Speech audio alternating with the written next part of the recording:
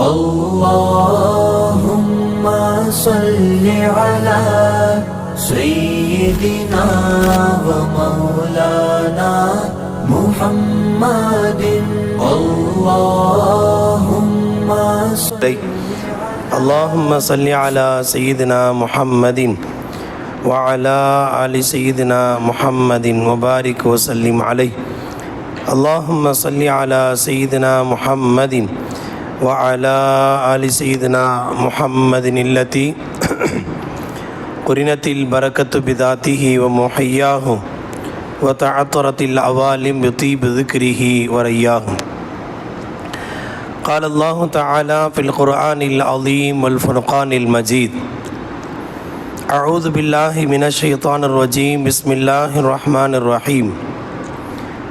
أفرأيتم النار التي تورون أأنتم أنشأتم شجرتها أم نحن المنشئون نحن جعلناها تذكرة للمقوين. صدق الله العظيم.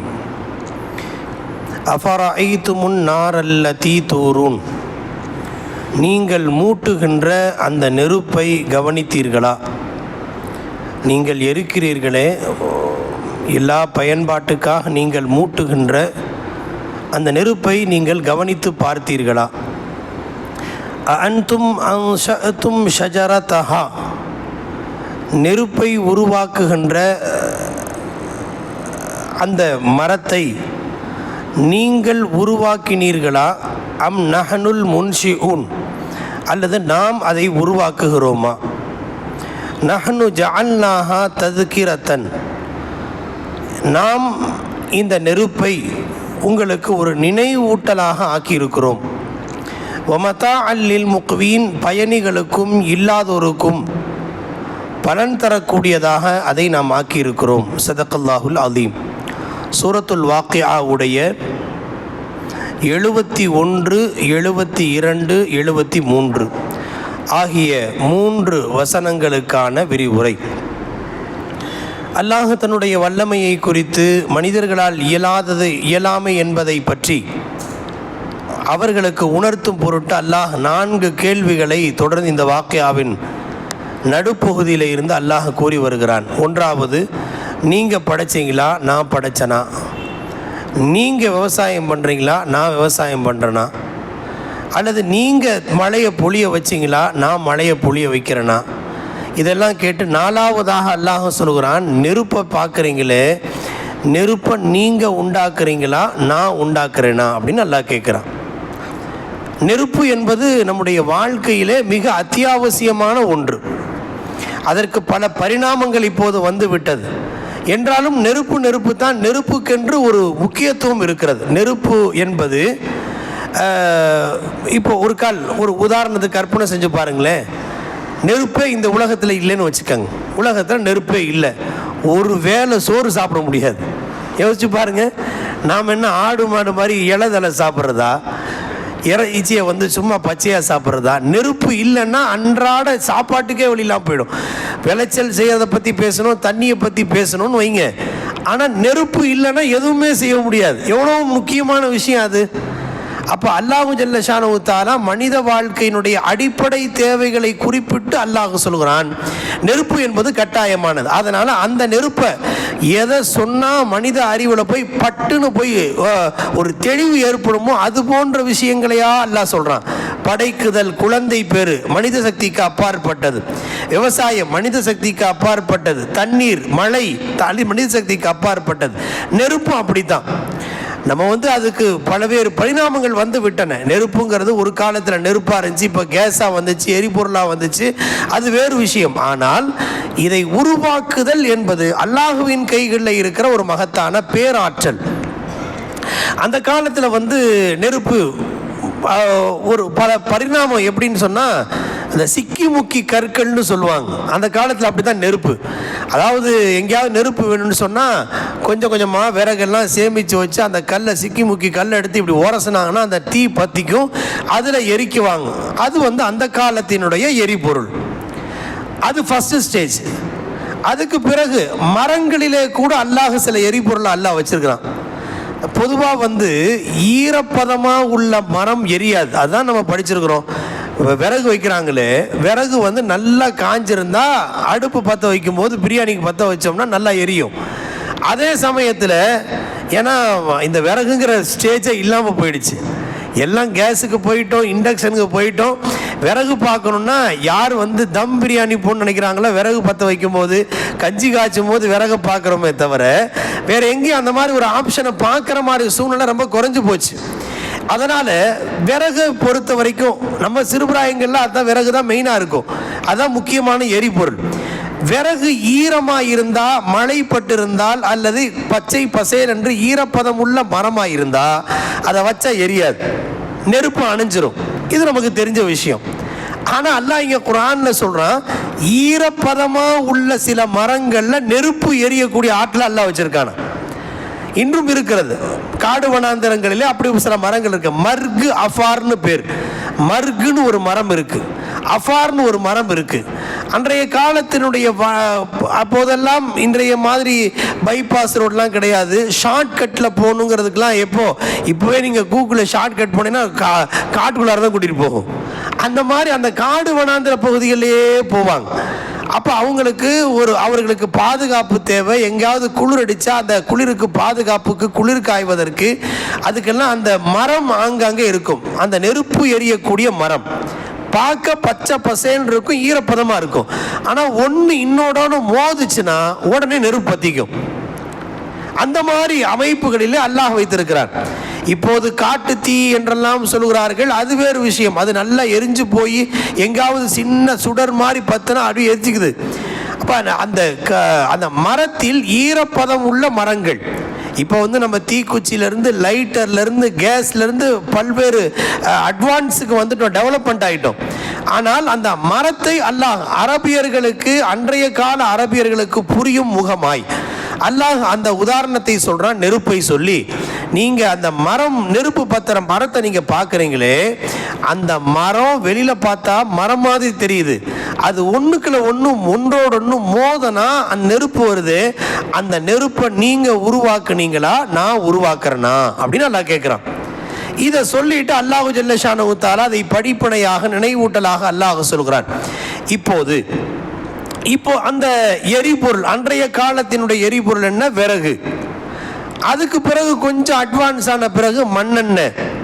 அதுக்கு பிறகு இன்னும் கொஞ்சம் அட்வான்ஸ் ஆகி இப்போ கேஸ் லைட்டெல்லாம் வந்து நிற்கிறோம்.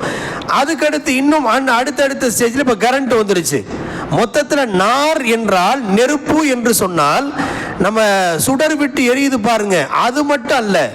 முர்ஷித்னா சொன்னாங்க, நார் நெருப்புன்னு சொன்னால் உஷ்ணத்தை உண்டாக்கக்கூடிய ஒவ்வொன்றும் அது நெருப்பு தான். இப்போ நம்ம மண், தண்ணீர், காற்று, நெருப்பு 4 மூலப்பொருளை படைக்கப்பட்டவங்க நம்ம எங்கெங்க உடம்புல நெருப்பு இருக்கான்னு கேட்டால் காய்ச்சல் வந்தால் தெரியுதுல்ல, எத்தனை டிகிரி செல்சியஸ் செக் பண்ணுறாங்க இல்லையா? அப்போ நெருப்பு இருக்கிறது என்பதை காட்டுவதற்கான ஒரு அடையாளம் அது.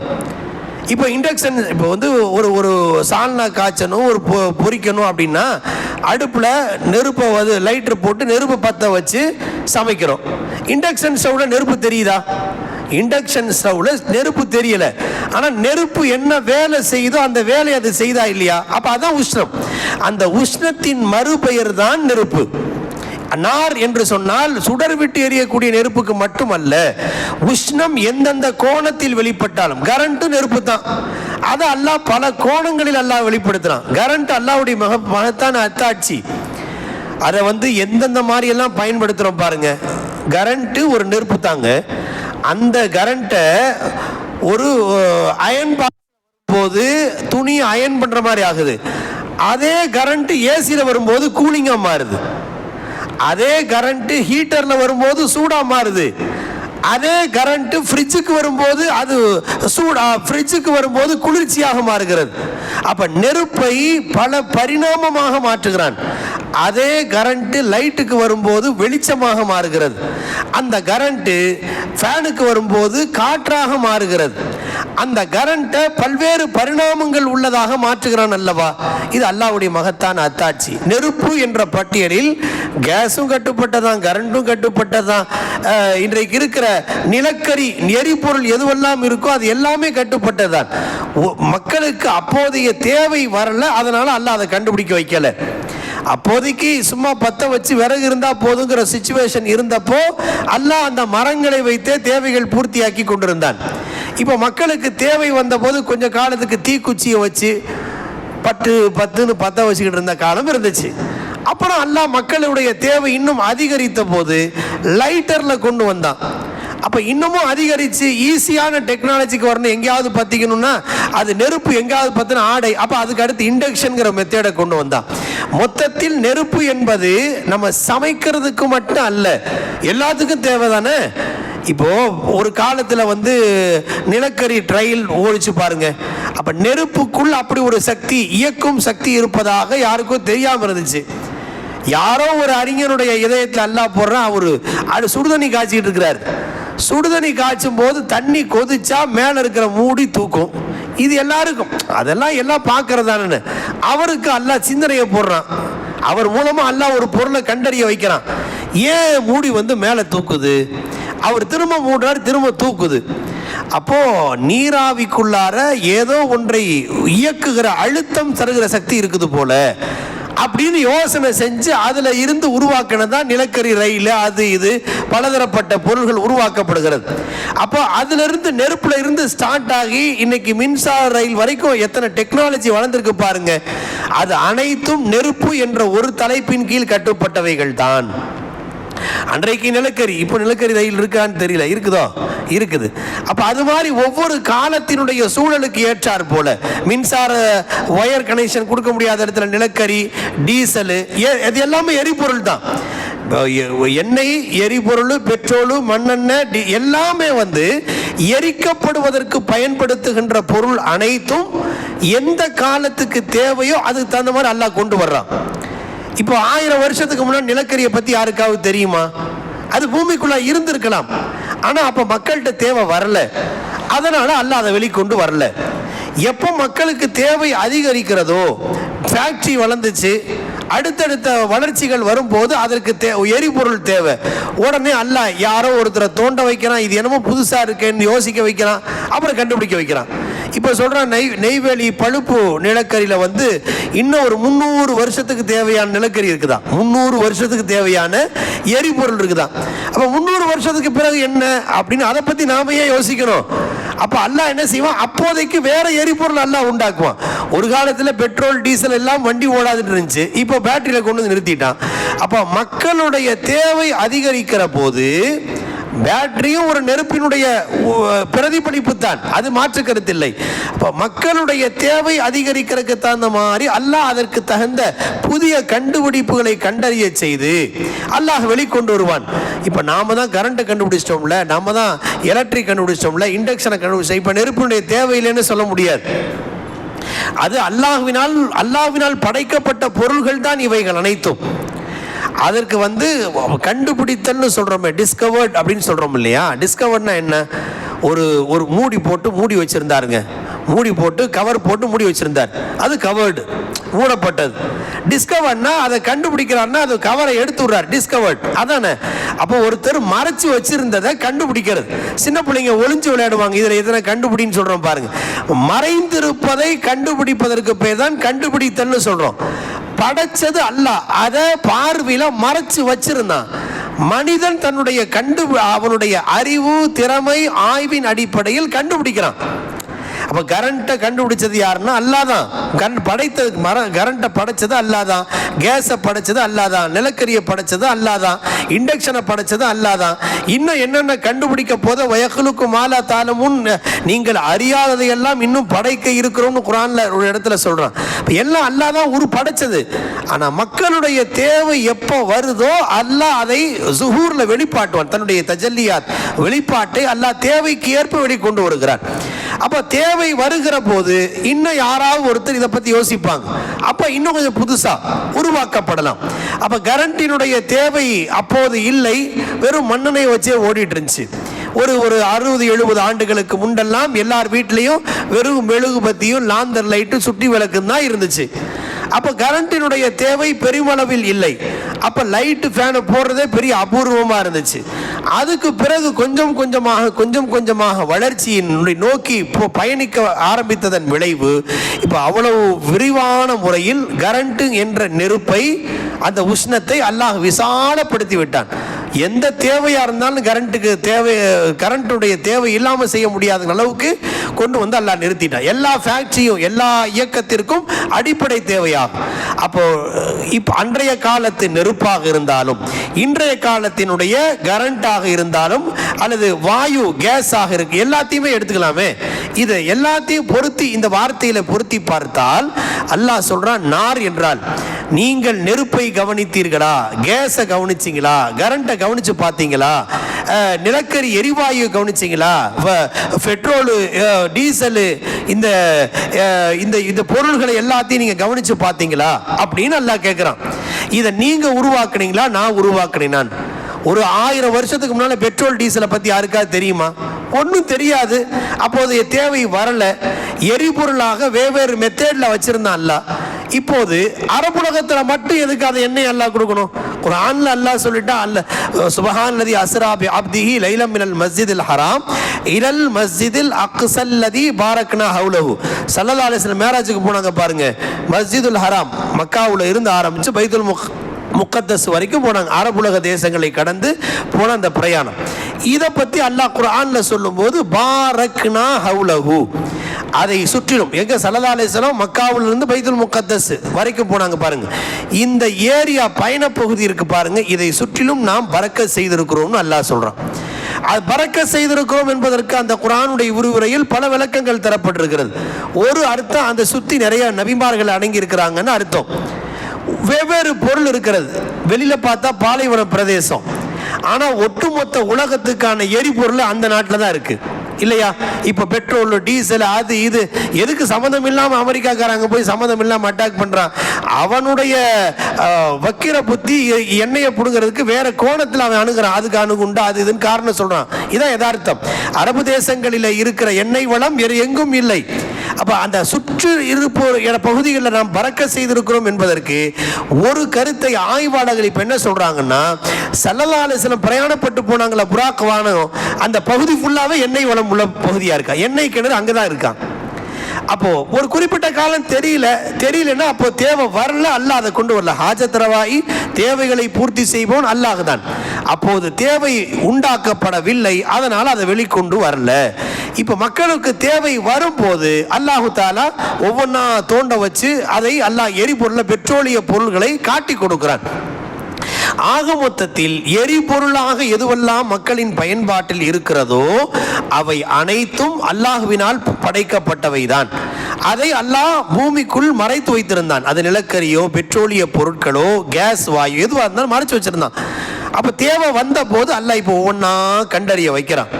இனி அடுத்த டெக்னாலஜி வளர்ந்து இன்னும் எரிபொருள்ங்கிற பட்டியலில் வேற என்ன சேர்ந்தாலும் அது எல்லாமே இந்த அன்தும் அன்ஷாத்தும் ஷஜரத்தஹாங்கிற வார்த்தையில நீங்க உண்டாக்குனீங்களா நான் உண்டாக்கினான்னு கேட்கிறானே, அந்த வார்த்தையில இது எல்லாமே கட்டுப்பட்டது தான். ஆக சுருக்கம் என்னன்னு சொன்னா, அல்லாஹு ஜல்ல ஷானஹு தஆலா நெருப்பு என்ற அந்த ஒரு தலைப்பை மனித வாழ்க்கையின் அடிப்படையாக ஆக்கி வைத்திருக்கிறான். நம்ம வீட்டில் சாப்பாடு ஒரு நேரம் ரொட்டி சாப்பிட்னாலும் சோறு சாப்பிட்னாலும் நெருப்பு தேவை. பெரிய பெரிய பெரிய பெரிய ஃபேக்டரி இயங்கினாலும் அதுக்கு கரண்ட் தேவை, அதுவும் நெருப்பு தேவை. உலகத்தின் எந்தெந்த பொருள்களில் வேண்டுமானாலும் அதை பொருத்தி பார்க்க வாய்ப்புள்ள, விமானத்துக்கு போனால் எரிபொருள் தேவை, அதுக்கும் அது நெருப்பு என்ற அந்த எரிபொருள் தேவைப்படுகிறது. அதற்கு பெட்ரோலிய பொருள்களாக அது இருக்கலாம், ஆனால் அதுவும் நெருப்பின் ஒரு பகுதி தான். ஆக நெருப்பு இல்லாமல் ஒரு வண்டி கூட ஓட்ட முடியாது, ஒரு ஃபேக்டரி எங்காது, ஒரு மனித காலத்தினுடைய வாகனங்கள் எங்காது, சமைக்க முடியாது, எல்லாத்துக்கும் அடிப்படை. அதைத்தான் அல்லாஹ் இங்கே சொல்லி காட்டி சொல்றான், அன்தும் அஃபரைத்துமுன் நார்லதி தூரும், இந்த மூற்ற நெருப்பை இந்த எரிபொருள்களை எல்லாம் நீங்க கவனிச்சு பார்த்தீங்களா? அதை நீங்க உண்டாக்குனீங்களா நான் உண்டாக்குனா? இது முதல் கேள்வி. அடுத்து ஒரு முக்கியமான ஒரு தகவல் அல்லாஹ் சொல்றான், நஹ்னு ஜஅல்நாஹா தத்கிரத்தன் வ மத்தாஅன் லில் முக்வின். இந்த நெருப்பை ஏன் அல்லாஹ் படைச்சான்? அப்படிங்கிறதுக்கு ஒரு காரணத்தை, ஒரு ஒரு முக்கியமான காரணம் சொன்னால் இது படிப்பினைக்காக அப்படின்னு சொல்கிறான். ததுக்கிரத்தன் என்ன படிப்பினை? ஒரு நினைவூட்டல்ங்கிறான்ல. ததுக்கிறானா ரிமைண்டர், நினைவூட்டல். என்ன நினைவூட்டல் அல்லாஹ் சொல்கிறான்னா, இந்த நெருப்பு இவ்வளோ வேலை செய்து நரக நெருப்பு எப்படி இருக்குன்னு யோசிச்சு பாருங்க. இந்த ஆயத்துக்கு விளக்கம் சொல்றாங்க குர்ஆனுடைய விரிவுரையாளர்கள். ததுக்கீரா, இந்த நெருப்பை நினைவூட்டக்கூடியதாக நாம் ஆக்கி இருக்கிறோம்னு அல்லாஹ் சொல்றானே. என்ன நினைவூட்டல் அப்படின்னா, இந்த நெருப்பை வச்சு மறுமையை நினைச்சு பார்க்கணுமா. நபி ஸல்லல்லாஹு அலைஹி வஸல்லம் சொன்னாங்க, இந்த நெருப்பு எவ்வளவு வேலை செய்யுது. இந்த உலகத்தில் இருக்கிற நெருப்பு இரும்பையே உருக்குதா இல்லையா? இரும்பாலையில் நம்ம வீட்டில் அடுப்பில் எரியிற சாப்பாட்டுக்கு வைக்கிற நெருப்பு வேற, இரும்பாலைக்கு வைக்கிற நெருப்பு வேற. நெருப்பு ஒன்று தான், ஆனால் டிகிரி செல்சியஸினுடைய உஷ்ணம் கூட கூட. அப்போ இரும்பையே உருக்குகிற ஆற்றல் அதுக்கு இருக்கு. இப்ராஹிம் அலைஹிஸ்ஸலாத்தை கொண்டு போய் நெருப்பில் போட்டாங்க. குர்ஆன்ல அல்லாஹ் அந்த செய்தியை சொல்றான். உயரமா எரிஞ்சிட்டு இருந்த அந்த நெருப்புல உயரத்தில் பறந்துட்டு இருக்கிற அந்த பறவைகள் எல்லாம் உஷ்ணமாகி கீழே உழுகுது செத்து செத்து. சங்கிலி, நெருப்பு சங்கிலியில் வச்சு நல்ல சங்கிலியில் காலில் கட்டி அவங்கள கொண்டு போய் நெருப்பில் போடுறான். அல்லாஹ் சொல்கிறான், குல்னா யா நாரு கூனி பர்தம் வஸலாமன் அலா இப்ராஹிம். நெருப்பே இப்ராஹிம் அலைஹிஸ்ஸலாத்திற்கு குளிர்ந்ததாக ஆயிடுன்னு அல்லாஹ் சொன்னான். நெருப்பு அல்லாஹ்வுடைய உத்தரவு கட்டுப்பட்டது. என்ன அல்லாஹ் சொல்கிறானோ அதை தான் செய்யும். அப்போ அதில் என்ன சொன்னால், அலா இப்ராஹிம், இப்ராஹிமுக்கு குளிர்ச்சியாக ஆகுன்னு சொன்னான் அல்லாஹ்.